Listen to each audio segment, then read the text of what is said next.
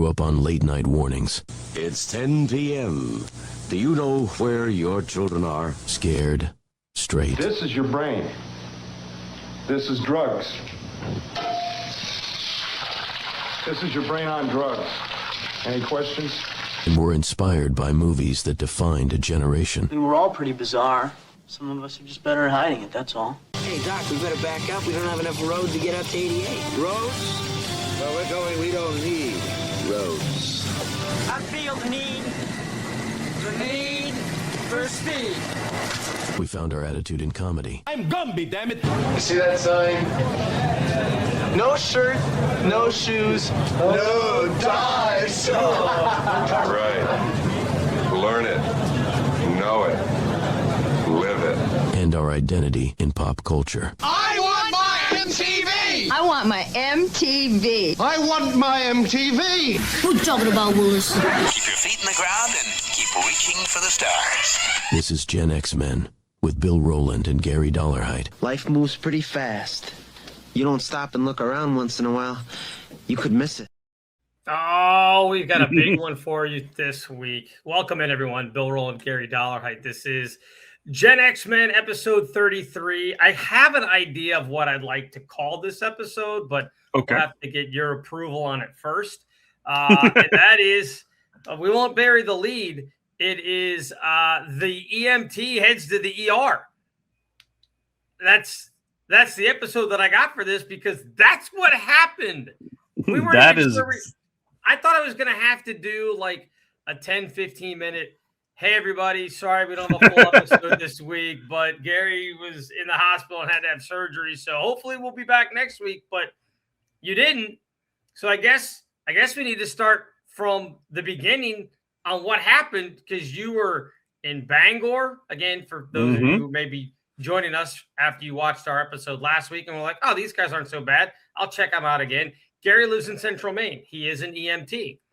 He did not take himself to the hospital, I don't believe, as far as an EMT goes. I don't think you called up and said, send the ambulance for me and then did both sides of it, patient and EMT. So no one worth their salt would ever do that. Yeah. I could have cut my own leg off and I would have had someone drive me to the ER. There you go. So Sunday, I am on duty at work, and late afternoon, I start kind of getting, some intermittent pain, some rumbling in the belly region. Mm-hmm. And, you look at it and go, all right, maybe I ate something. I don't know. You just kind of put it out of your mind. Well, it stays around. Didn't get necessarily worse, but it was letting me know it was still around. Come Sunday evening, Monday morning. Okay. And I said, all right, okay. Let me get home because I live 2.5 hours away from work to home. So it's that whole let me get home into my fortress and everything will be okay. So made the ride home. Got home late. It's still not right. Now, it hasn't fully triggered any warnings in me because it felt exactly like a kidney stone that I'd had about 10 years ago. Okay. The oddness of that is that kidney stone did not present what is usually typical for everyone else. Okay. Usually people get pain that ends up in either their right side or right lower back. That's kind of the history on that. Okay. Mine started right in my belly button, like someone was taking a knife to me. And it was horrible. Okay. And that's even then, even doing what I do, I was like, this is not good. And you get to the hospital and they do everything and it's a kidney stone. I'm like, oh, I feel kind of stupid now. But it was that painful. So I kind of had the same. Let me go back and ask you on this because I know where it's going. So I'm not going to spoil it or anything. But when you were experiencing this pain, was it like I can remember when I had my situation where they found the cancer that we talked about a couple episodes ago? No matter what I did, I started feeling bad one afternoon, and it didn't matter if I was sitting up. It didn't matter if I laid down. It didn't matter if I was on my side. It didn't matter if I stood up and walked. No matter what I did, that pain, no matter what, I just couldn't get comfortable. Same thing? No. Okay. It was. All right. That's also what made me take my guard down and go, well, first thing is this either the kidney stone again, or I'm having some GI issue, because it's intermittent, comes in spasms. Oh, okay. Right. So you're sitting there 15, 20 minutes. The next thing you know, it hits you. And it's like, whoa, what is that? And in my mind, for simplicity's sake, it's like, is there something moving through the small intestine, something that's just not settling well with my body? And that's what's causing this. And so it's causing pain around my belly button, off to the right. I can feel it going backwards, like toward my kidneys, the back of my back. And so come and go. Be super strong, then be nothing. Then I'm thinking, oh, we're through this. And then wham, hello, we're here again. So this went on from afternoon of Sunday until Tuesday morning when I got up, and things, I'd say, developed overnight Monday, where when I got up, as I was telling Susan, I know what it's like to feel pregnant, because my stomach is just distended and it feels huge. If I exert myself to get up to walk around, I'm like, it's just, I know this isn't right. Was there throwing up? No nausea. That's no vomiting. Because I had throwing up and I had it coming out the other side as well. I mean, I was for about, I would say 12 to 14 hours, literally miserable. And I ended up lying on the floor in the bathroom, like literally, like people always say, oh, I mean, I was in the fetal position. I was literally in the fetal position lying in our bathroom. I was like, I don't think I can do this. So that's interesting that you didn't have any of that. Okay. Well, funny you say that, because the physicians at both hospitals and a few of the nurses, everyone's got to re-ask the same questions, because we got to get the story down. Nausea, vomiting. I'm like, none at all. And they look up from their paper like, what? I'm like, no, it is strictly isolated to my belly region. Okay. Interesting. Yeah. So Tuesday morning, I hit the wall of, I know all the things that aren't quite as simplistic, obviously, as well, thinking about your case as well, of, okay, we've reached a point that this needs to be evaluated by someone with more medical superpowers than me. So let's head to the ER. Right. So then I'm stuck with, I've got the small community hospital about 20 minutes away in Belfast. I can drive 45 minutes to it's more like a standalone ER. It's smaller, for another hospital system in Waterville. Or I can drive all the way up to Bangor and go to either the big boy of the area or the secondary hospital there. What am I going to do? Let's just make this easy. Let's just go to the hospital that's 20 minutes away. Now, they're a good hospital. It's just their design is what we call community access, right? It's the basics of, we can help you with a few things, and more than likely, if it's too complicated, we ship you out to Bangor, Portland, somewhere else. So I go there.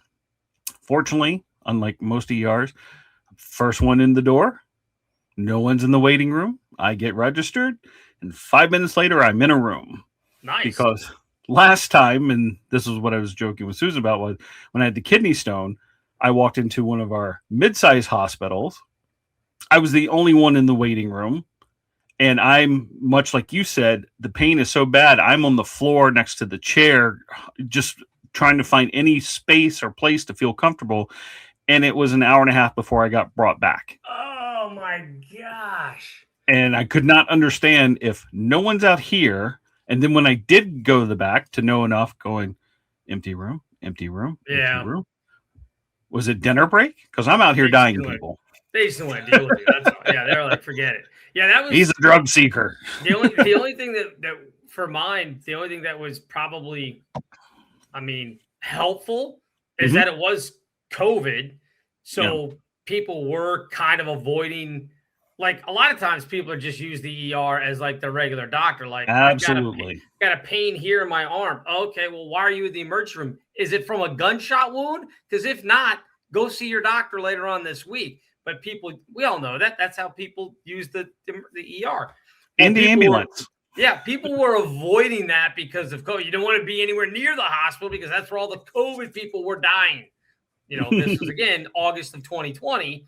So that's what it was. So yeah, I had the same thing. I walked in, They're like, what's wrong? And I'm like, I think I'm dying.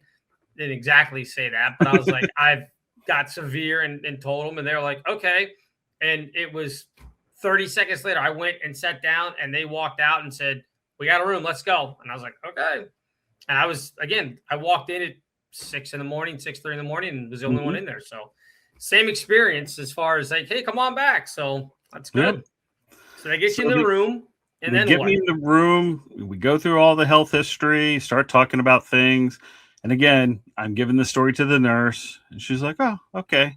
But again, you see that look. So no nausea, no vomiting. You know, and I'm like, yes, I had a bowel movement an hour ago. Won't get into details, but to rule out, I took a laxative Monday night under the guise of if something moves, maybe it helps me or it lets me know if things are moving or not. Right. So she's okay. All right. So doctor comes in, we have the talk, and he's probably half our age, but we're having a good talk. Yeah, and I start running down in your decision tree. What about this? What about this? And I said, I am full-time EMS. I have an idea and I know the bad things. He goes, well, okay. Well, those are down my list. He goes, honestly, I think it's probably your gallbladder. Okay. I can go with that. Right. Yeah. Because some of the presentation's the same. I'm like, okay, I've already presented differently for something else. It could be that. So he goes off. Did you immediately go, it's not cancer, is it, Doc? No. All right. Because they always say, well, we have to run some tests. So you go through get my CAT scan. Now the nurses know that I do what I do. So when I'm talking to them for the IV, the whole 9 yards, we're having a better time. Because I don't ever say what I do, because in our field, that's kind of pretentious. Like, I'm an EMT. I know what you're doing. It just, if it comes up because they recognize, as we say, medical recognizes medical. Oh, do you do something? Then we talk about it. Right. So I get my IV. We've waited around. It's about 10:30. He comes back and I'm trying to read his face as soon as he comes in the room. He doesn't shut the door, which was that's good. Right? That's the first one. Is he going to shut the door? Because if he shuts the door... The answer is usually a shut the door conversation. Correct. Yes. Are we going to have that one? He doesn't.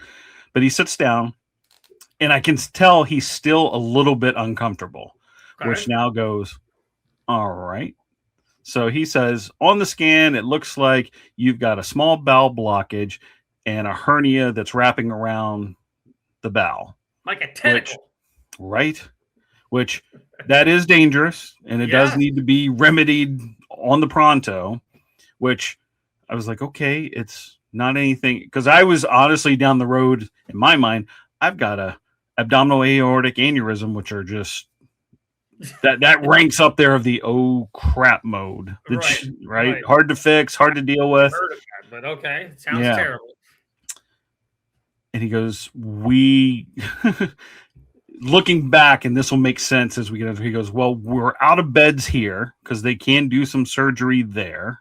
Right. He goes, but I think you need to be either in Portland or Bangor. I said, well, let's go to Bangor. He goes, all right, I'll get back to you. So we sit there. As you can guess, I'm there all day. Right. So finally he comes back. I think it was around noon, says, yep, Bangor is going to take you. Your transport will be here at 2:45. So hold on, back up, because when they are doing the whole thing of we think you have a blockage and all other stuff, when did they shove the hose down your throat like I had? Well, that's where this comes from. Oh, well, I was just there. Yet. Oh, okay. I'm sorry, I jumped ahead. Go ahead. No, you're fine, because it makes you wonder too. He says, yep, we're going to get you to Bangor. I've already talked to the surgeon there. It's going to take you. They want to go ahead and put an NG tube in you. I'm like, oh, all righty then. Do you mind? I have it available. No, throw it up if you got it. What's it called? An NG? It's a nasogastric tube, NG. Yeah. There it is. Yeah, looking happy right there. Here it is, dude. And I should pull mine up as well. I've got the same I have the same picture. You keep talking, I'll pull up mine, so it's fair. So we're not just making fun of you with that. Now, here, let me ask you, as you get to that, one shot? Yeah. Oh, yeah. You're so lucky. Oh, okay. It was 3. What? 3 times they had to do mine. Oh. 3 times. And again, I will pull it up. Okay. You're a little bit frozen right now, so just to let you know on this end. Oh, that's not good. Yeah, I can hear you. I'm just letting you know if you go, see, ta-da, I'm like, you're not there. There you are. Okay. I don't, I'm going to try something. Okay. Did I freeze up again? Yes, you did. Right there. Yep. It's because when I go away from StreamYard it to freezes download the stuff, it's freezing up. So what I'll do is I'll go and do that while you're having the conversation, or while you're telling me about it. But yes, mine was 3 times they had to do it because the first one, and it's gross. They grease it up. Yes, they do. And then they just thread it and they put it in. And so I'm sitting there. I'm like, okay.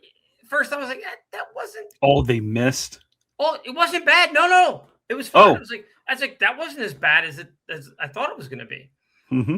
And then like a half hour later, the nurse comes in and she's like looking at stuff, and then comes over and she's like poking around, and she's like, "Who did this?" And I said, no. Yeah, and I went, I don't know, maybe whoever you replaced. I said somebody with a name tag. I mean, that's what I said. I said somebody had a name tag on. I didn't get the name. I didn't write it down, but they looked important. Like they knew what they were doing. And she goes, this hose or whatever they call it. I don't know if it was called a hose. Tube. That's it. I don't remember. I couldn't remember exactly. She goes, the diameter is too small for what we need for you. Oh. And I went, what? And she goes, yeah. She goes, that's not going to work for the stuff that we have to do. I don't know what they're doing. I'm thinking, because again, this is a blockage, the same thing that you had going on. And I'm like, what does that mean? She goes, it means we got to do it again. I was like, oh, no. Sweet. So she threads it out, leaves the room. And at that point, I'm thinking, maybe I'll luck out. Maybe they'll forget to come back and I won't have to have this thing down my throat at all. She comes back in, and then it was another nurse, but it wasn't the first nurse. It was a different one.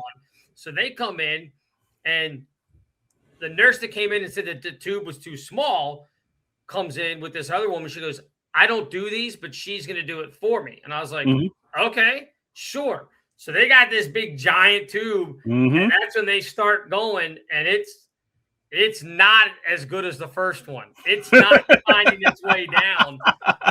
And I can feel it. I mean, you can. Yes, you can. It passes through your throat. You can feel it. Did they make you drink the water? Yeah. You had to drink. The first one, like I said, it felt like you were taking a pill. It was like, okay, it was fine. This one, no. It felt like somebody had a grip, and I was like, this is a problem. Like, I'm trying to drink water, and it's going all down. I'm like, I can't get the water down. And then they stop and go, oh, that one may be too big. And so they start pulling it, fishing it back out. I'm like, can we get the Goldilocks one? Can we get the one that's gonna fit like between the one that's too small and the one that you just tried to shove down my throat that's too big? So finally they went and got another one, and that one went down, not as easy as the first, but it did go down. Yeah. And I'm looking at them, and they're like, yeah, that's it. We're good. I'm like, well, thank you. That's 3 times. Wow. It's so gross. Anyway, I'm going to pull my picture up. You talk. I'm going to freeze. Well, the question, did you get a shot of Ativan before they did it? What is it? Ativan? I have no idea. I don't remember that. It's to take the edge off, Bill. So. Oh, no. They didn't, because there was, I got a whole thing of mine, but and you and I kind of talked about texting back and forth. I told them, unless it was absolutely necessary, I wanted no drugs whatsoever. And so they're like, okay, I guess maybe they thought I was a sadist or something. They're like, all right.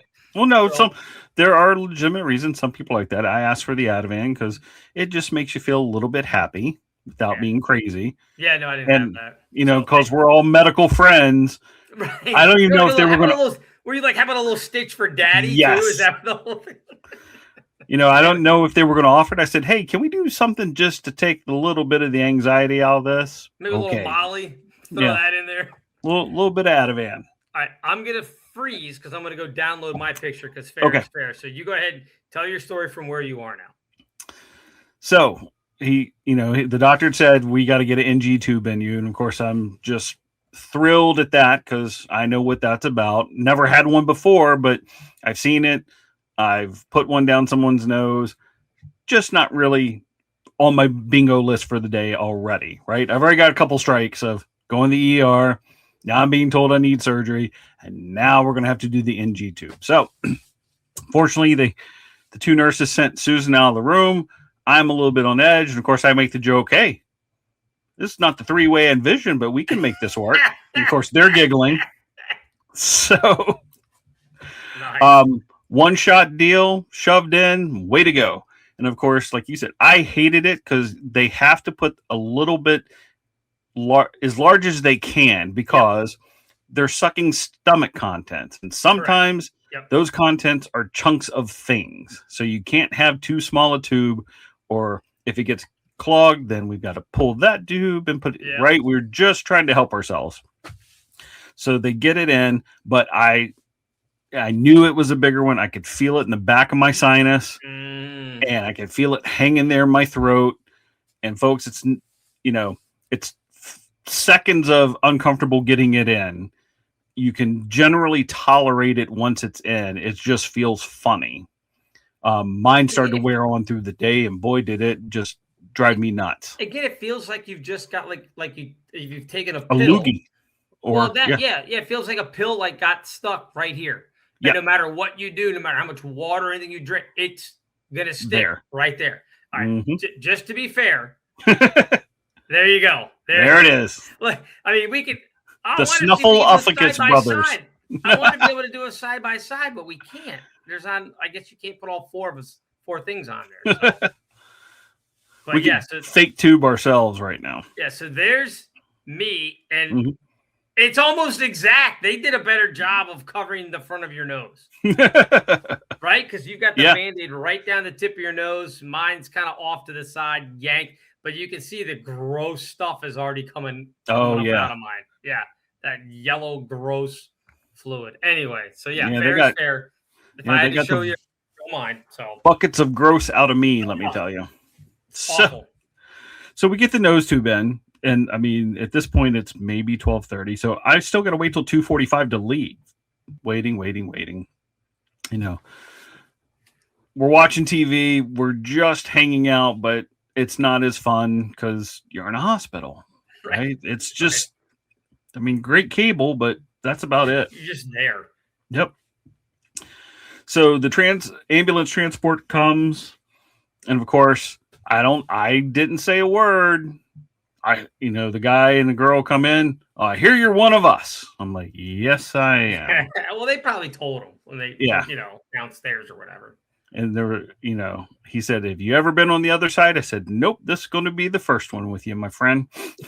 So a nice 45-minute ride up to Bangor. We talked shop because, he was doing his report with voice to text, which I was like, hey, because I use AI to write mine, and here he is, because I can hear him behind me because we're in the smaller transport ones. And he's just talking away. I said, hold on here. Let's talk. Tell me what you're doing. So they get me to Bangor. I've never been in that hospital. Don't know if something was going on. So we get to the ER, stop, and here comes security. And me, patient on a stretcher, gets a wand over me, and then they go through my two bags. Wow. So that's, I guess, standard procedure is what I'm told. Bangor is evidently a little bit of a rough town, even though you wouldn't think. I mean, I'm going to lay it out there. There's a lot of Chinese platforms, as you know, up in that area, which is brought in, from what I've heard, and you would know better. You could tell me if I'm wrong or not. Has brought some of the Mexican gangs there. Is that absolutely? True? Yeah. Okay, so all through central Maine. Oh yeah. Lewiston North. Yep. The Chinese bought up all this land and started pot farms, and the Mexicans are like, no, we're not having that. We do this. That's the simple version of what I've been told is going on. The main version of West Side Story. And the nice thing is it'll get cleaned up because you guys are going to actually elect a literal Nazi to be your senator. So that's amazing. No, he'll promote it. So anyway, we won't go there on this discussion. Yeah, back to us. All right. So you get bonded, they pat you down. Yep. Everything's good. Throw me in a room. Okay, right. Here we are. I'm just waiting around, and it's, I think, 6 o'clock. I got there about 3:45. Between 6 and 7, if I remember right, when the surgeon finally comes in and say hello. But, I've already got the IV, and the nurses that were there were just chit-chatting and pretty much realized I'm on my own. I've got this. You guys go do whatever. So I'm just tying up a room. The surgeon comes in and goes, yep. Yeah, she re-explained what the doctor in Belfast told me. This is what I see. This is what we're going to have to do. Gives me the bad news that since I don't have a lot of dead space in my abdomen, she can't use the laparoscope, which is the 3-hole punch where they use the handles. She's going to have to do a full below the navel up to almost my sternum, open me up, one big incision. I'm like, oh, thank you. What? Again, not on my bingo. Like. That's okay. But again, not on my bingo card for the day. But boy, we are racking up some good stuff. So now I've got that tension on me going, here we are. Well, when do we think we're going to get to this? She said, probably 10, 11 o'clock tonight. Oh, tonight, 10, 11. Nice. Okay. So then I'm thinking, because she's gone, I said, well, how long has she been on duty? Like, am I the last one of the day? It's going to get sloppy. I mean, we're going to do a good job here. So Susan gets there because I sent her home to deal with the dog and kind of get settled because I know you're just going to sit around. So right. Don't want to put her through that. Right. So at 7:30, 8 o'clock, we're going to run another CT scan on you just to verify everything before we get ready for this. All right, let's do it. Get the CT scan. Then they send me up to the floor. All right, it's 8:30, 9 o'clock. This part happens pretty fast. We're just sitting in the room, and we're sitting. Did he do a sonogram? Nope. Interesting. Okay. Yeah, I don't know if they import those up here or not, but I'm sure they have them somewhere.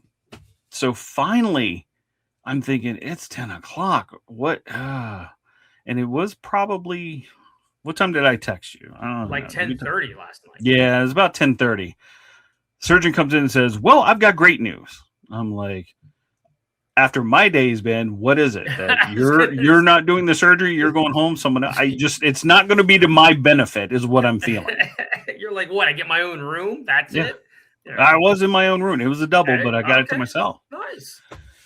So she says, and I understood this because I read the reports from the first hospital when I was riding to just trying to keep track of this stuff. She goes, we were able, and she had mentioned it, I just didn't pay much attention downstairs. She goes, we were able, here to use the contrast dye. I'm like, okay. She goes, it did exactly for you what we would hope it would do. She goes, it has a tendency to act like Drano when it runs through everything. So it shows up on the imaging, showing vessels, and it gives them a better picture, but also clean you out. I'm like, oh. She goes, so you're 100% fine. We're not going to do any surgery. Hold on a second. Did you have to drink the 2 bottles before the CT scan? At Bangor, but not in Belfast, because right. But I remember seeing it in Belfast. It said they weren't using contrast dye because of an area shortage. I'm like, and we have an EMS. I didn't know is that critical till after. This is, and I mean, obviously you're fine. I'm not saying the doctor was wrong. Yeah. I've had 5 of those things. Actually 6 if you count the original one. I've had 5 since my surgery. Yeah. with chemo and everything. I have never experienced a quote unquote clean out from a CT scan. That's amazing because them saying that to you, I mean, does that mean like it liquefied whatever the blockage was? Like to me, when they say it cleaned it out, I'm thinking you were like in another room, like having some issues.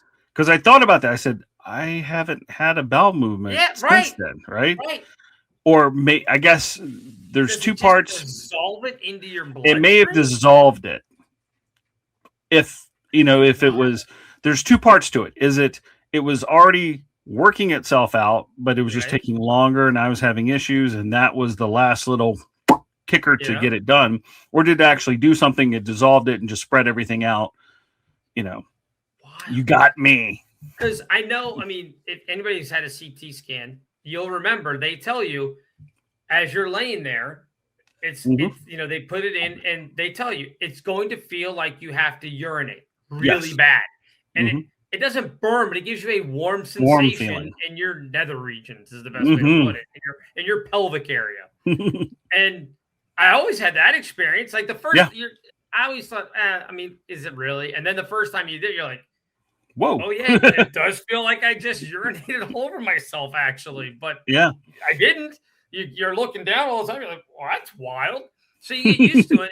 It's not a big deal. But I've never heard that it acts like Drano. She said it twice. I've never been told that. That's wild. And maybe it's for lower end issues that it does kind of help move things. I don't know. I mean, I'm going to read up on that. You can't eat or drink before you go, like the 4 or 5 hours before you go in for the CT scan. I always did mine in the morning, so I never ate because I was just like, well, I won't have anything the day before. Or, after I eat dinner, I just won't eat in the morning, so it's a long time. So I was like, well, maybe that's why I never had it because there was nothing for it to have to plumb out or whatever. So that's great. I've always thought like with that blockage, and I didn't think about this until after the fact. Why couldn't they give you the same stuff they give you before you go in for a colonoscopy? Because that cleans. You want to talk about getting cleaned out? That cleans out everything.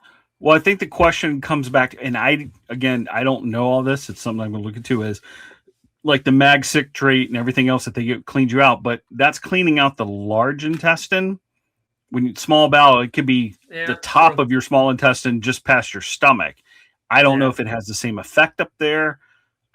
Who knows? And if anything, if you're unblocking from up there, it may cause a block further. There's probably science to it somewhere. I'm sure there's science to it. Did they tell you what caused it? Yes. Okay. Do you want to start with the doctor coming in and saying good news, and then we'll get to that then? Yeah, we'll get back to that. But also the other thing, now that I replay my head, so late in the evening, I started feeling better. And this was before that CT. Interesting. Right? The pains have subsided. I'm like just hanging out now. I'm like, all right. But again, you can't just go, oh, I feel better right now. Just check myself out. Right. Yeah. Okay. Let's just go home. Call it a day. Right. So she runs through it. Hey, you're fine. We're going to keep you overnight just to keep an eye on things. I'm like, thank goodness, other than being an expensive hotel room because it's, so late now. I really don't want to drive home. Yeah. So I said, what do we think happened? She goes, oh, it's gastroenteritis. I'm like, all right. I know that's kind of a fail-safe umbrella, but tell me more. She's just making stuff up. She goes, well, it's just where you get inflammation of the intestines and the bowels. And I'm like, okay, what caused it, do you think? She goes, well, it could have been viral. You could have picked it up from someone else because you deal with patients. Are you on a cruise? Is that what happened? Right. We'll get to that. Go ahead. Remind me on that one. I've got a good one for that one. Yeah. She said it could be just something you ate. Okay. I'm like, okay. I'm like, that's it. She goes, yeah. I mean, it's just it's a blanket term that give you a lot of nothing. Gave me a lot of nothing. But I will accept that a lot of nothing than getting ripped open at 11 o'clock at night by a surgeon. God bless her. She was wonderful, but was it her last one? I mean, I don't know. She'd been on for 24 hours. We avoided that one. But when she left, she goes, nope, I got 2 more to do right now. I'm like, oh my Lord. You should have been like, I'm an EMT. Do you need any help? Can I help Right? you with any of these things? Let me scrub in. Yeah. I'm with you. Let me make the first cut. It'll be fine. Yeah. So oddly enough, I'd sent Susan out to a hotel because I said the room had a chair and the bed. And I said, no.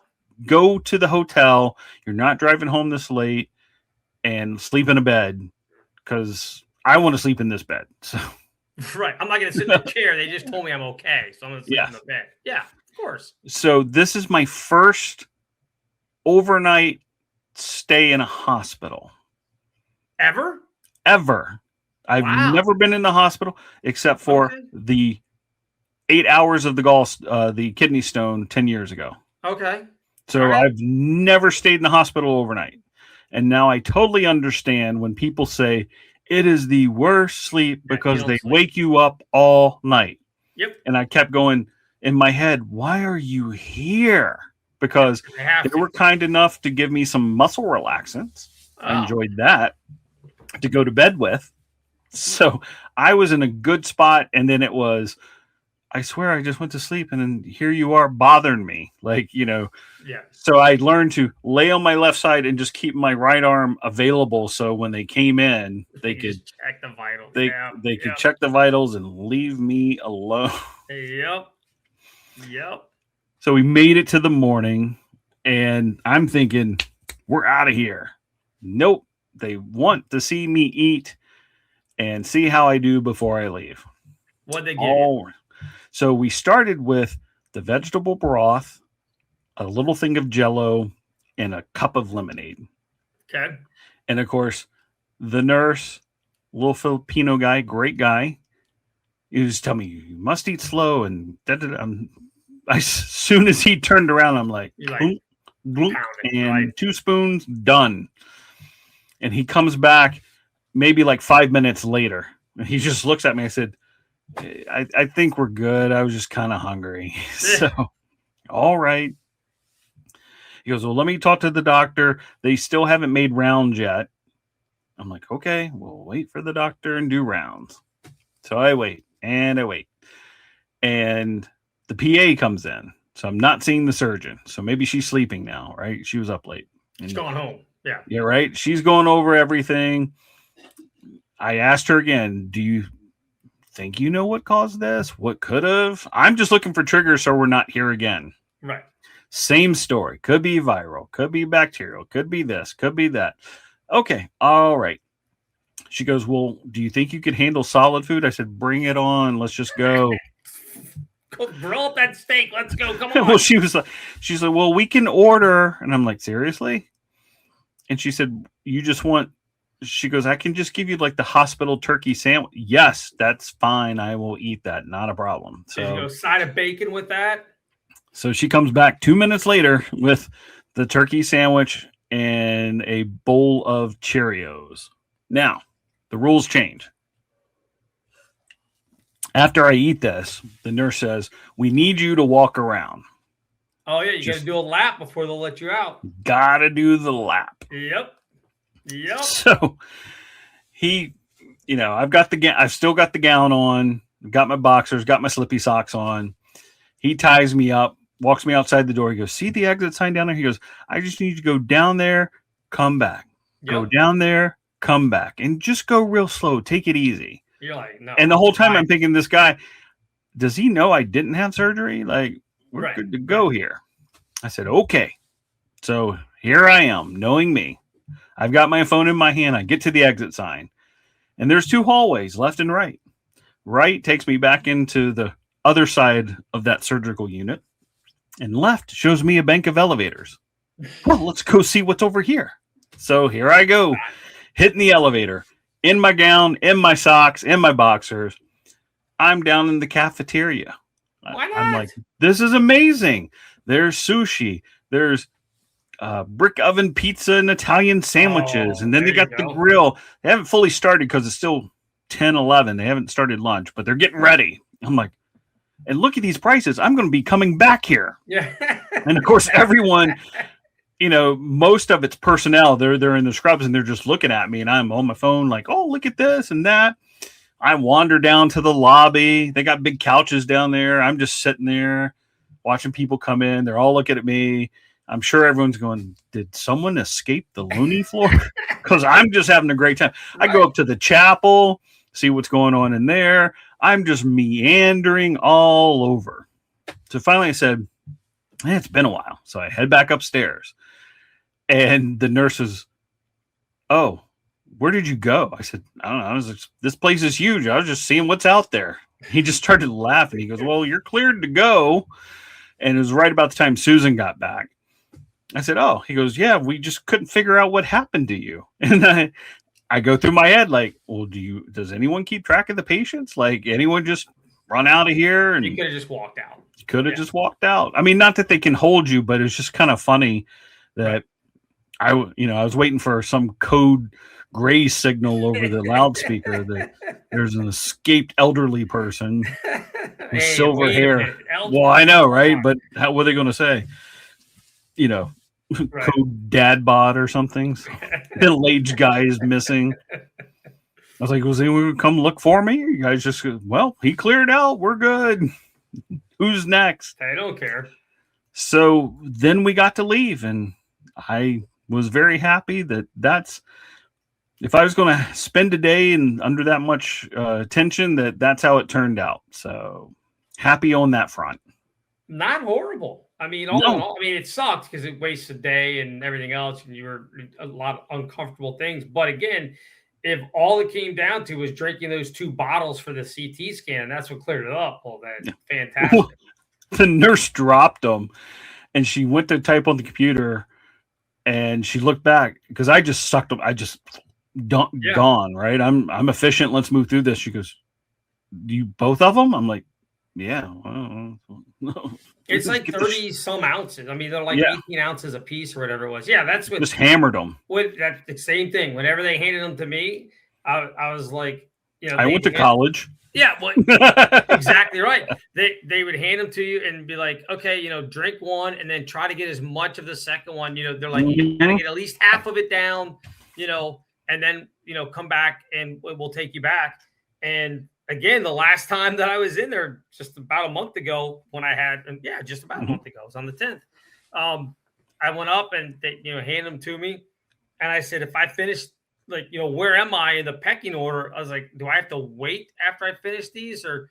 And the lady goes, yeah, usually we'll make you wait like 20 minutes after you finish the second one to, before we'll take you back. And I was like, okay. And I looked at my watch and I said, so I should be back there about 11:30 then, and it's like 11 o'clock, and she's like, I mean, if you drink them that fast, and I just cracked the one right in front of her and crushed the first one and handed that back to her. I said, I'll go sit down and work on the second one. And she just started laughing. She goes, I feel like you've done this before. I'm like, yeah. I said, I've done this. And I said, I've pounded back. I said, if you had a solo cup, I could have done it a lot faster, but I just have to deal with it with what I have. So, well, next time I will be prepared with the key so I can shotgun it, right? Yeah, there you go. I just cut the bottom and turn the top of it. Yeah, exactly. Yeah, I mean, that's the thing is they're just, most people, and I always felt bad because you see other people, they're like, literally, it'll just be like, they'll have their thing, and it's just like, what? Sip. And then they sit there and they hold it in their hand, and you see them like a minute later, maybe they hold it in their hand. I'm like, dude, you're going to be here forever. Like, just house that thing. Just throw it back. Don't think it doesn't taste like anything. It's slightly chalky. I was going to say, unless yours was different, mine really had no taste to it. No, it doesn't. There was a slight something to it, but it was still water. Yeah. And it doesn't even taste like water. I wouldn't even describe it as water. It literally, like you said, it's like nothing. Slight chalkiness. Mm-hmm. But other than that, I mean, and when I say slight, I mean just a hint. Like you would just be like, yeah, that's a little.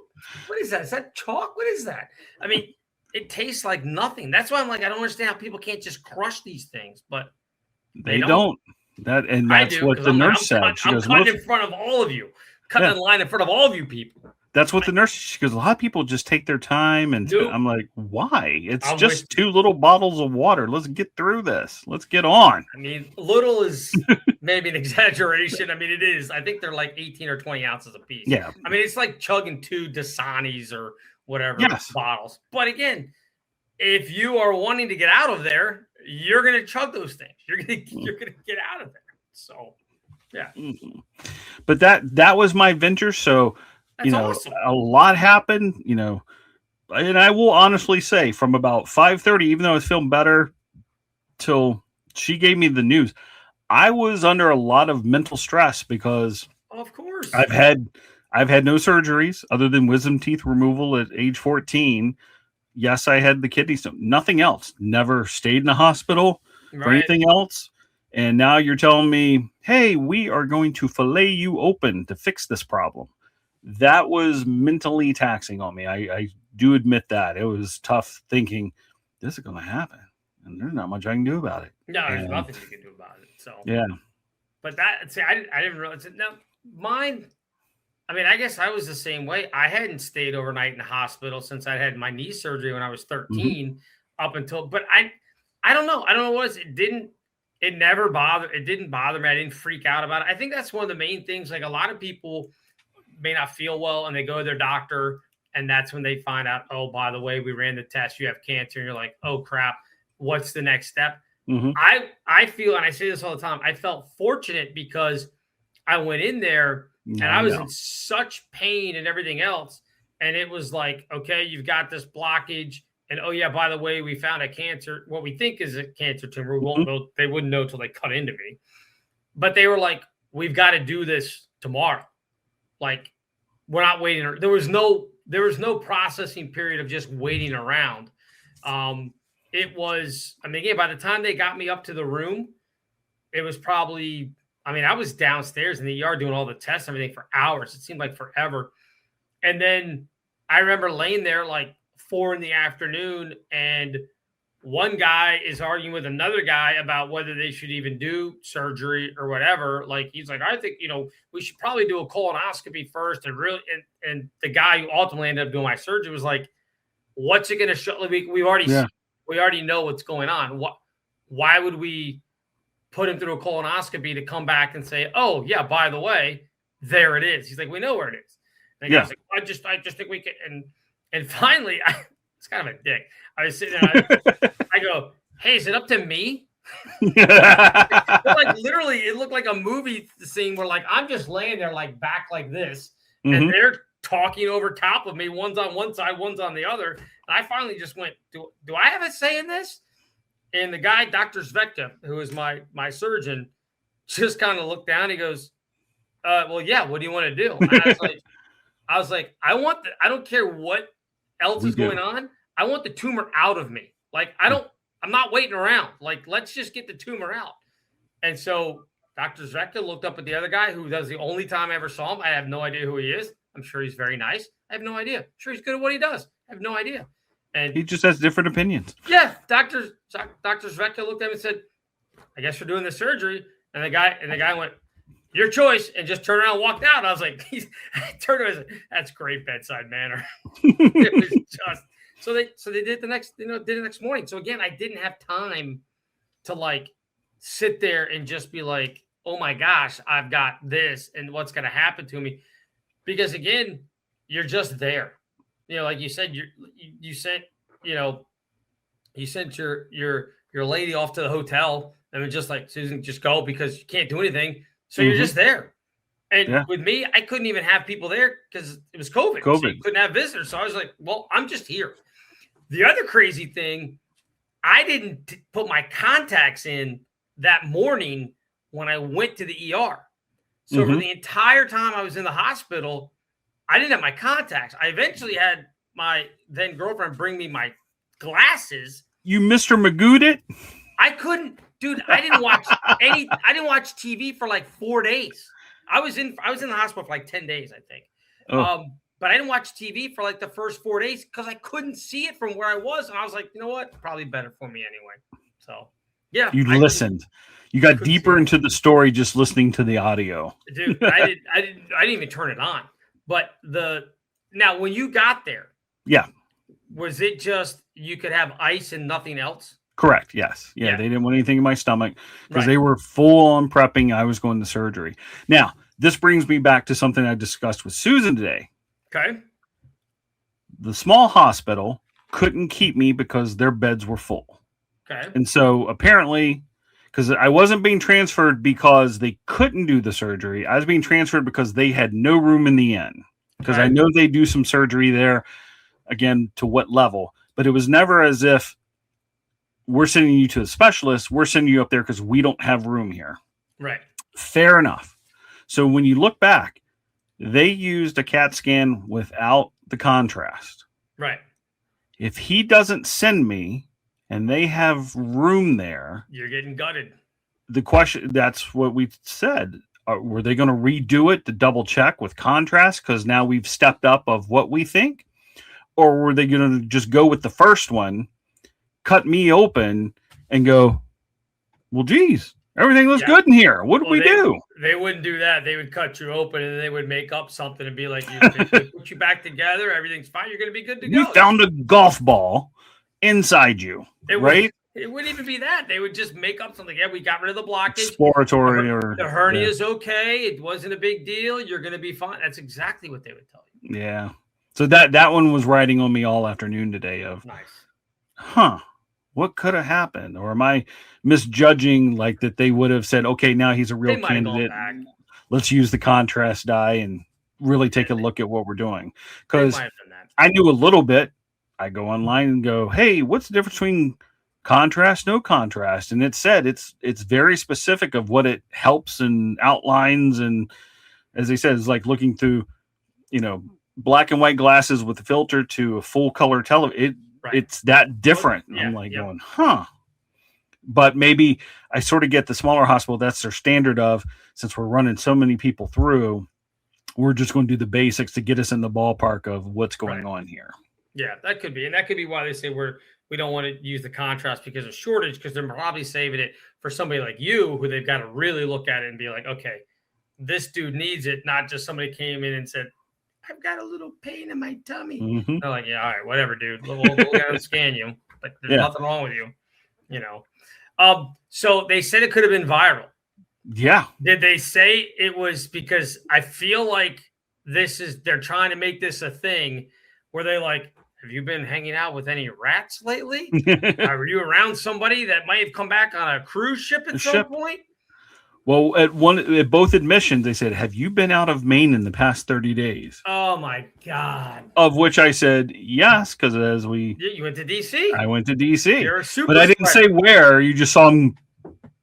You were outside Maine? Well, yeah, I went to D.C. Oh, yeah. Okay. Yeah, people leave the state, Jethro. Come on. Right, we can leave. There's no fence yet. Yeah, it's coming. Don't worry, it's coming. So... Yeah, hantavirus. Yeah, and everybody. Trust me, I'm not the only one that's doing it. Everybody is like, we're not doing this again. Yeah, you stop it already. And I've seen all the conspiracy people that are like, look, it was a side effect of the shot because it had something on. I'm like, people, that's not it. But again, everybody's freaking out. Like the dude from the World Health Organization is trying to make it a thing. Mm-hmm. But of course, what is there to it? There's nothing to it. I mean, there is. Look, it's got a terrible mortality rate. Way worse than COVID-19 had. Way worse. But it's way, way, way harder to pass human to human to even get it. Like, it's so difficult. And by the way, I'm not buying the origination story either. Okay. Do you buy that it was two people that went bird watching and happened to traipse through a dump? I will buy it to the effect of it's possible no one was telling the truth or what was said wasn't making sense. So they had to pick the best option to figure out this is probably how it started, where it came from. Here's what I think. Okay. The cruise ships are full of rats. Oh, yeah. I don't know if you know this. Yes. But You go to a dock. I was having this conversation with Carrie earlier tonight, actually at dinner, which is kind of gross that we were having this conversation at dinner. But we were, because I said, I'm not buying that these people went to the local, refuse place while they were bird watching and somehow stepped in rat feces and this. No, it's not what happens. I said, those boats pull into a dock or a harbor, and it's like a party. Yeah. The rats are like, oh, sweetness. New buffet is open. Yes. And they were probably on where it originated from. All of those boats have mice/rats on them. We were having this conversation because I said, look, when ESPN Zone was a thing, when I worked in Baltimore, we would do post games for when the Ravens played on the road. We would do the post games at the ESPN Zone. That's in the inner harbor of Baltimore. It's a restaurant. They have big, giant dumpsters out back, right? Yeah. So one of the guys that did the post-game show with me was a smoker. We would go outside during like a break, or if they're, we're going to, let's hear Brian Billick's, post-game press conference. And you knew you had 10, 12 minutes or whatever to go outside. So I'd go out with him when he'd have a smoke. And you'd stand 30 feet from the dumpster, and it would sound like there were two, like, homeless people fighting in the dumpster because of all the rats that were in there. They probably were, too. Well, yeah, we would see them all the time. I used to joke with them. I said, look, I don't want to get attacked by a rat. If they come over here, you are giving them a cigarette because that's what they're going to be here for. I said, we'll just stand out here and smoke with the rat. It'll be fine. That's all they want. Those things were ginormous. So I think that's what happened. These people got exposed on the cruise ship, but nobody wants to say that because it would absolutely wreck the cruise ship. Yeah. Now, Carrie argues that and says, well, no, because like, remember the one that tipped over in Europe, I think it was. And she's like, remember the other one that the power failed and they ended up on what they called the shit ship or whatever when they got stuck. She's like, that didn't end it. I said, that's different because everybody goes, that's one time that the ship's going to turn over on. Like, that's never going to happen again. Yeah. Like, people go, that's one time. Lose power? How often does that happen? But if every cruise ship has rats, and I'm guessing a majority of them do, that's when everybody goes, no way. I don't want to be on a cruise with rats. Are you serious? Yes, there are. Ask anybody who has ever worked on one. They will tell you absolutely. Oh, absolutely. Yeah. I mean, and I look at it, other than the rat portion, the whole cruise ship thing is sort of like flying, right? There's hundreds of thousand flights a day, and it's only a big headline when one has an accident. Right. But otherwise, everything kind of works out on its own. So then cruise ships, not saying there's hundreds of thousands, but there's enough. And so the headline is, this one tipped over. This one lost power, right? And they're already fighting the whole, which happens more than enough, is the norovirus spreading on these ships. Another reason I won't go on them. It's gross. It's one of the reasons I've refrained too. I just feel like the population that tightly enclosed, all it takes is the introduction. Like in hantavirus would be one of them, or norovirus, or back during COVID, too many people too close together, something's going to happen. So you have to take your health, decide your health risk for any given time. My thing, it's a floating hotel. Literally, it's a floating hotel. And that's why, like, I wouldn't want to get in. Have you ever been to a Great Wolf Lodge? Yes. Okay. Great concept, indoor water park, everything else. And they keep the stuff clean because you walk into their little indoor pool area and, the smell of chlorine is overwhelming. Right, because they know it's the world's largest bathroom. Yes. Yeah, well, exactly. It's like I don't question their hygiene. I'm sure they do all this stuff, whatever. They can do all these things all the time. Yeah, it's still gross to me. Like I'm not going to get into the big giant pool where everybody else has been in the big giant pool all day, and I'm certainly not going to do it on a cruise ship when you're out in the ocean. And I don't care what kind of filtration or anything. I don't care. I'm not doing it. And I'm not going to sit in a big galley with, 1,500 other people to eat my meal. I don't want to do that. I don't want to see the same people every day when I sit down for my meal. I don't want to be stuck with them on the promenade deck or whatever they call it. I don't care. So, no, I'm not doing a cruise.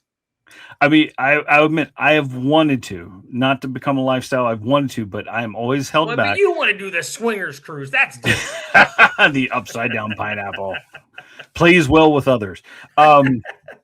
No, I've kind of wanted to do the cruise thing, but it always comes back to, as you said, being stuck on a boat with probably a lot of people I don't want to be around, much less, like you said, you hear about the norovirus or, oh, we lost all Santa.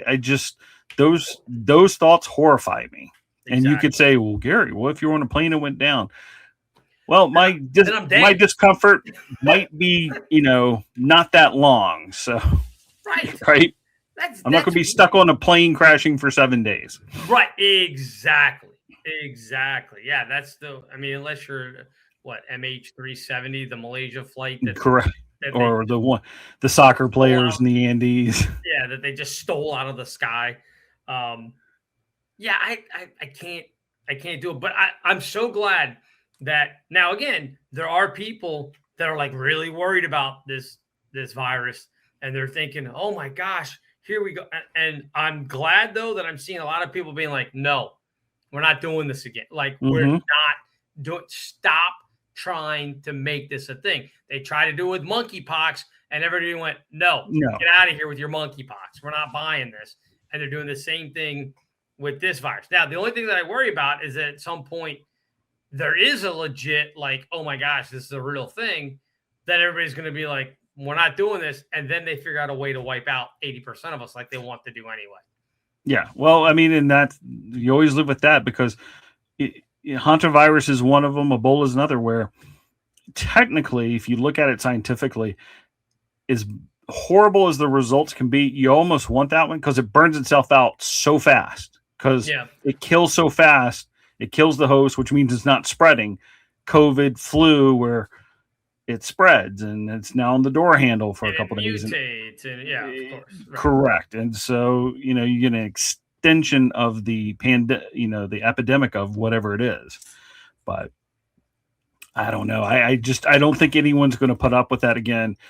Or the only way they would, it would have to be so drastically different. Like they would have to have the pictures of people bleeding out of their eyes, like right? No, they would have to go to that level to go, this is why you need to stay at home for a week or two. But they tried that with, remember all the pictures from China? You'd see all the videos from China of people collapsing the street, that now people are like, we're not sure that actually happened that way. There's some of that going on because if you knew people that had COVID, they didn't just collapse all of a sudden. Like you knew that you had it. I mean, but you weren't like walking down the street and suddenly just fall down dead. That's not how it went. Yeah. So. I mean, honestly, the only way, if they needed to and happened to on the next go round, the way they would have to shut us down is they would have to shut down the gas delivery system. Yeah. You shut down any tankers running, any gas. It's for the most part, except in big cities, we're done because no one's moving. No one can get around. No one's going to pull out the bikes. That's how they're going to get everybody to switch over to electric vehicles. Just because they're going to be like, oh, see, we can't get. You should have had an electric vehicle because then you'd be able to get places. Yeah, I mean that's can't trust them. But here's the other thing. Well, no, you can't. That's 100% sure. I just worry that Trump's going to come back with the next strain of COVID because he's over there in China now.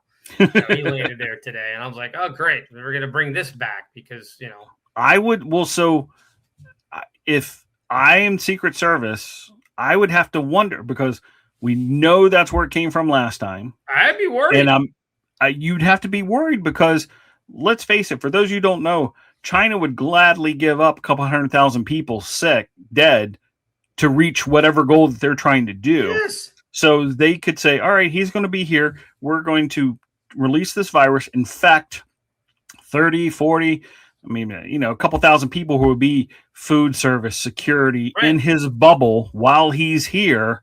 And we're going to hope it hits him and a few others in his entourage.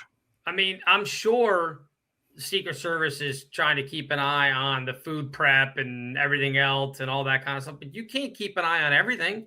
You don't know what they've done before they even brought that food in, unless they just have a mobile McDonald's that's traveling with him. I mean, maybe there's that thing, but yeah, no, it's crazy. And look, there's even conversations, and this is when you're starting to go deep down the rabbit hole. But there's even conversations that China doesn't have nearly as many people as they say, and that B, there's a lot more people that died during COVID than they're letting on, and that's why their population isn't as much as they've said. In ghost cities, right? Exactly. Now, again, I don't know if any of that's real. I haven't really looked into it, but I hear those whispers. Sometimes those whispers are right. So that's what we found out over the past 10 years. Right. There's some basis of truth in some of these conspiracies and whispering. So, but yeah, you put Trump at whatever hotel, you atomize whatever it is and send it through the ventilation system. The government of China could care less about, the 200 hotel workers. Right. They're just going to do what they're going to do. Right. Because it's a long-term goal. Yes. The whole difference between all of this is a long-term goal. So yeah, no, but I'm glad. What's it like up there in Maine? Are they freaking out over it, or what's? No, I mean, good. We don't have a lot of reports of it. It's usually out in the Southwest because animal handling and things like that. But I have not seen anything that says anyone's even bothered by it at this point. All right, well, that's good. Yep, that's good. Well, I'm glad you're okay. I'm glad nobody's working on the virus up there, trying to convince everybody to stay inside or get a shot or whatever it is that they're doing. But I was worried, but going back, I was worried about the show. I mean, that was my big thing. Like, I'm not going to be able to do the show. Well, if you could have had Susan bring your laptop, I would have gladly have had you do it from your hospital bed. But goggle-eyed and hey, were they going to? Did they tell you like, hey, after the surgery, here's what's going to go on? Like, I think mine was probably different than what you would have had because they did with the cancer. They did take part of my colon on my right side, whatever. Okay. I guess I don't know if that's the large or small, whatever. It's the right colon. They took like 6 inches of it or something. That's your ascending colon. Yeah, sure. That sounds right. But anyway, they took 6 inches of it. So it's probably different because that had to heal up. That's part of your, your whole track or whatever. Did they tell you that you weren't going to be able to have anything, food or water for the first 24 hours after surgery? No. I mean, I admittedly didn't ask all those questions. I was just more, honestly, that's why I said, what's this procedure look like? And she told me what was going to have to happen. And after that, I was just like, okay, here we go. So I didn't get into the depths of post-op or anything to figure that part out. You want to talk about not being able to sleep. I had 24 hours where they were keeping me hydrated through my IV. Yeah. I could not, nothing. Water, nothing. You want to talk about, you always hear about people, and I'm dying of thirst or whatever. Oh, I now know like what it's like because it was a legit 24 hours after surgery where they're like, you can't eat, you can't have anything. And then like the next day it was, okay, you get, I don't sponge remember sticks. What it was. Well, you got like a half a cup of like ice chips. Oh, okay. And I could put the ice chips in, let them melt and have it that way. And I would get a new thing of ice chips like every 2 hours or whatever. So I kind of in my head did the math and figured it out. So like, let's say they brought me my ice chips at noon. I wouldn't touch them. I'd wait till like 1:45 and hammer it. And then I'd have the 15 minutes from 1:45 to 2. And then when the 2 o'clock one came, I would take that down well. And then just have to wait until 4 when the next one came. And because I was like, the first time I finished them. I'm like, I got to wait another hour and a half. This is not enough. I got to have more than this. So I started trying to time it out. And I had, I think 2 days of that, of just ice chips. And then they moved on to like bone broth or beef broth, whatever it was. And, kind of went from there. But I think it's because I had to have the colon stitched up. But you're talking about not sleeping, man. That was miserable when you can't drink anything and your mouth is completely dry and they're coming in every 2 hours and like, oh, we got to check. Let me beep. You're like, yeah, I'm fine. everything's good. And then they come back 2 hours later at 4 a.m. And as you said, they take your little wrist thing, go, boop, suck. So anyway. Remember, you can lock your door. And the other thing, sure, you should be able to lock it. Not when you can't get out of the bed. Well, you couldn't. I said this is where a friend in crime helps, because I was in the same boat with you can't have anything, and they gave me the sponge sticks to dip in water and wipe the inside of my mouth. And so when Susan shows up, I said, "Give me that Diet Pepsi," and poured it right in the cup. And I did follow the rules. I didn't drink it, but I certainly swabbed a lot of Diet Pepsi there for a little bit, just to get some flavor, something going. I wish I had that. I would have definitely done that, but no, nothing. Well, I think for you, it's they're concerned if they have to go back in within a certain amount of time. They want to keep your stomach empty. They don't want you aspirating and getting aspiration pneumonia from coughing up water, upchucking water, and having to go back down your lung. Your level of surgery, which I would have probably been close to too, is highly risky, and they really try to keep everything locked down just in case. I got an infection from it because, again, where they're doing the surgery, there's a lot of stuff down there. Excuse me. That it's not good. So you can get an infection because you're dealing with your bowels and waste and that kind of thing. So they said something like 45% of people that have this surgery that I had end up getting an infection. Yeah. That was the only thing that made me mad, because I was like, if you know this is going to happen, like they at first just stapled me shut. Okay. Like, because I was literally cut, like you said, from just below my belly button all the way up. And I have got a big giant scar, and it looks like somebody hit a 7-iron out of my stomach, took a big giant divot. It's still there. It's always going to be there. But so they stapled it, right? And I just remember, and you're talking about being able to walk around the hospital to be able to leave. I just remember, like, after the first couple of days, when like, okay, you're starting to eat a little bit more, get your strength back. We got to get you up and walking and stuff. I just remember I would try to walk, and I mean, I would be able to go like 10 feet and be like, I can't do this. I don't know what's wrong with me. And like the 70-year-old dude that just had hip surgery is like, like walking right by me. And I'm like, what this isn't right. I should be able to crush this guy walking the hall, but I couldn't do it. So that's when they were like, oh, you've got an infection. What we're going to do is take out some of the staples. Maybe that'll kind of like air things out. I'm like, air things out? What are you talking about? So they did. And this is when I was like, I don't want it, because they're like, do you want the pain meds? I'm like, how many are you taking out? They're like 4 or 5. And I'm like, nope, let's go. We're raw dogging this thing. So they did. They pulled them, and I was like, oh boy, I was gripping the side of that bed as hard as I could, because it was not pleasant. And it still didn't help. I still had the infection. So then they come back, and one of the nurse guy, he was a guy, he came back in. They had like 14 more that they had to take out. I think I had like 20 staples altogether, whatever it was. So they come back the next time. They're like, look, we're going to give you this wound vac. I don't know if you know what a wound vac is. I'm like, why didn't you give me this right from the get-go? This would have been so much. It worked so much better. So more fast. Complicated. It's not. It's a sponge, and they put a thing on it and sucks everything out. It's easier to staple you. That's what I'm saying. I guess. So anyway, the guy comes in, and they're prepping and everything. I'm like, all right, well, just let me run, take a leak real quick, and then you guys can do your thing.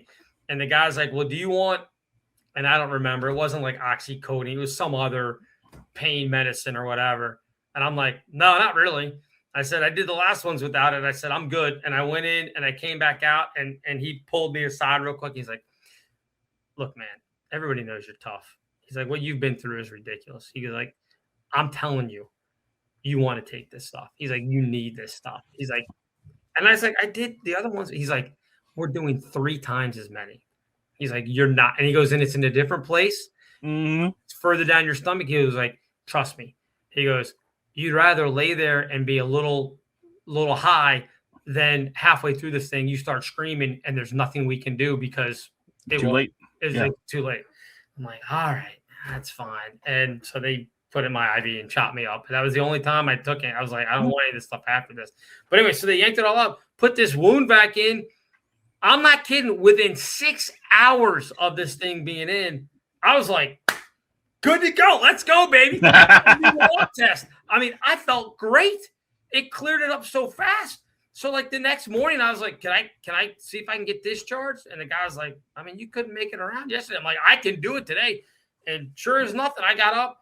I did like 2 or 3 laps around there. I'm like, see, we're good. Let's get the hell out of here. And then I had to keep the wound back in for the next 30 days or whatever it was. It was brutal, but it might actually been longer than that. I think it might have been 8 weeks, 6 to 8 weeks. But that was the worst because they have it taped all the way down and this sponge in the middle of your stomach that's just sucking out all the whatever discharge and fluids. And you had to get it changed 3 times a week. So I had a nurse that came to the house. The worst part, the first couple times, wasn't removing the sponge. It was removing the tape. Because I have a little bit of a hairy stomach. They didn't shave it down when they put it on the first time. And so they're pulling it off, and it's just ripping every single hair out of my stomach. And then the gross part is when they pull the sponge out, you can smell it. Oh, okay. Smell it too. Oh, it was awful. But you can feel it as they're pulling it. You can feel it like holding on because basically your skin is trying to close around it. So they're pulling it out. It was, by the time they finished doing it, I knew when she was coming, I'd have the tape rolled out. I'd have the sponge loose. She'd literally come in, saline, take a picture, drop the next sponge in, tape it, and go. It was like the first time it was like a half-hour process. The last couple of times it's like 5 minutes. She was in and out. I'm like, I'm saving you so much time because I'm just doing it myself.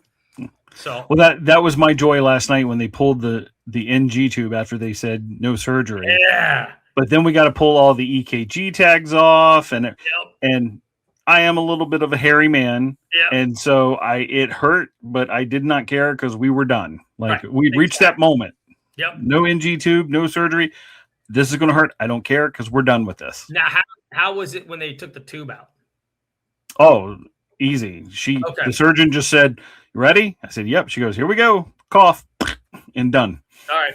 Yeah, that was the thing. Going down, not great. Coming up, it's amazing at how easily just reel it in, and then you're good to go. Yeah, that was the worst part of that. Well, I'm glad that you ended up okay. That is tremendous. And they said no food restrictions. Like they weren't like, hey, maybe avoid this so you don't end up with it again. Not specifically. And there was nothing I could point to when I was kind of going over my dietary habits. Just nothing that was outstanding. Like, oh, I had that and that's not. It was just basic chicken and stuff. So did I have a bad chicken? Maybe. I couldn't tell. Well, but I thought that the hernia was wrapped around. I mean, that's the weird thing. Well, I'm going to go back and read the notes again because tough to read it on your phone when it's you're reading all this report and it's that big. Drop it into ChatGPT. It'll be fine. It'll tell you. So tell me what my doctor didn't. Yeah, exactly. So what's next then? Are you back to work? Everything's fine? You're good to go? Oh, yeah. I mean, work doesn't know. And obviously, since I had no surgeries or anything, there's nothing to say or get cleared. Okay. All right. Yeah. It's like having a cold, right? I didn't know if you're going to take a couple days or whatever. I am. I'm taking today and tomorrow. From normal. I meant from normal. So 2 days off, and then I'm right back at it on Friday for 3 days. All right. Yeah. Sounds good. All right. Well, I'm, again, glad that you're safe. I was going to have it to be, tell people like, hey, this is why you should go get checked. But like, there's nothing to get checked. Nope. There wasn't anything. I mean, look, if you're a person of near our age, we're mid-50s, you should probably have already had a colonoscopy or had that checked because that'll take care of a lot of different things. And it's not as bad as everybody says it is. Nope. It's fine. Prep's not a big deal.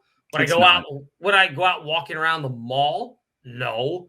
But you can sit at home, binge Netflix, and it's not like you won't be able to make it to your bathroom if you're like, oh, gotta go. Yeah. And you're going to be doing that a lot, but you're not. It's not like a panic thing where you're like, oh, no, and then it's too late. I mean, that was my experience anyway. The couple that I've had. I don't know if it's been the same thing. No, it wasn't that difficult. I just, I mean, it's everyone I think wants to make it a thing, like and I mean, it's not that big a deal. Just be smart, prepare yourself, and get ready. And it's a short nap for the procedure. It's a great nap, by the way. Yeah, I can see why like rock stars and other people would have somebody that, like, if you were like, I need to be out for like 2 hours because I need to just get a good rest. I could see why that could get addictive, because it is maybe a 20 to 30 minute procedure, if that. Yeah. I mean, I think it's about that long. Yep. And you wake up. I've had 3. Every time I've finished and woken up, I've been like, let's do it again. I feel awesome. I'm hungry. Do you have any more openings today I can jump in? I mean, it sounds dumb, but I was like, I feel great. Like, I mean, you're still a little groggy, like kind of not there yet, but you're like, feel great. You're hungry. I can remember after one of them, I get done and Carrie had taken me to it, and she's like, well, you just want to go home and sleep now? I'm like, no, I want to go get lunch. I'm starving. Couldn't eat the whole day before. Like, let's go. I feel great. It's sort of like a great weekend in Vegas, minus the procedure. Right? You get knocked out for a bit. You wake up. You're feeling like, oh, this is good. Let's get something to eat. Yeah. Do something. Come back and whatever it is, and you get knocked out again. Start all over. Get a bad morning at the table. You go up. You take a 3-hour nap. You get up. You're like, I'm ready. Let's go. Tonight. Who's in town? Come on. Right. It is. I mean, again, maybe I'm strange that way. I loved it. I mean, not the procedure itself, but like that feeling when you wake up, you're like, that was the best nap I've had in months. And that's, I can't remember which one they told me. Roboxin, I think they gave me for the muscle relaxant. I was in a good space, and then when the first time they came in to do, I'm like, just leave me. Oh, sorry, we gotta take. Sit here and vibe. I'm in a good. Why are you waking me up? Exactly. All right. We'll wrap this up. We've done a good set. Again, glad you got it out. Glad you were able to tell everybody exactly what was going on. Because again, I was going to do like 15 minutes of just like, hey, Gary's, giving the update, because you would have had your surgery today. Mm-hmm. So I've gotten the update from somebody and been like, here's what's going on. But I'm glad we didn't have to do that. So yeah, I mean, I would have attempted, because we weren't probably going to drive the computers or anything. I would have attempted by phone, to join in for a couple 15, seconds. 20 minutes, depending on how I was feeling. It would have been great if you were completely stoned out of your mind on the pain pills. It'd have been awesome. To me, would have been awesome is having me in the wheelchair, Susan wheeling me around Eastern Maine Medical Center, talking to you. Hey, Bill, look who's here. This is Frank. Frank just had a hip done, and he wants to say hi to our listeners. That would be amazing. That would be amazing. So, all right, any parting words before we get out of here? Just for anyone out there, if you know yourself the best, if your gut says something's wrong, it never hurts to go get evaluated and checked out. This concludes this episode of Gen X Men with Bill Rowland and Gary Dollarhite. Gen X Men is now off the air.